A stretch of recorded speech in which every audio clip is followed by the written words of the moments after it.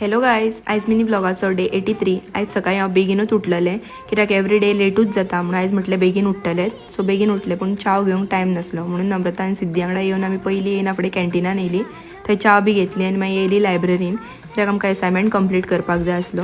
So ते बी बरयले, classy bin attend केली आनी आयज हांव येयल्लें बाजारान कित्याक म्हाका फाल्यांक लागून कुर्ता घेवपाक जाय आसलो। फाल्यां बर्थडे न्हू, तेका लागून हो कुर्ता घेतलो हांवें देवळान घालून वचपाक लागून। तसो हांवें कॉर्ड सेट घेतला जो म्हाका दीदीन गिफ्ट केला तो। हांवें म्हटलें आतां घरा येयना फुडें पयलीं तुमकां कुर्ता दाखयतलें, तर हो हांवें कुर्ता घेतला। कलर आनी कसो दिसता पळय न्हू तो कमेंट करून सांगा। ह्यो दाखयना फुडें मागीर म्हटलें पयलीं जेवून घेवया।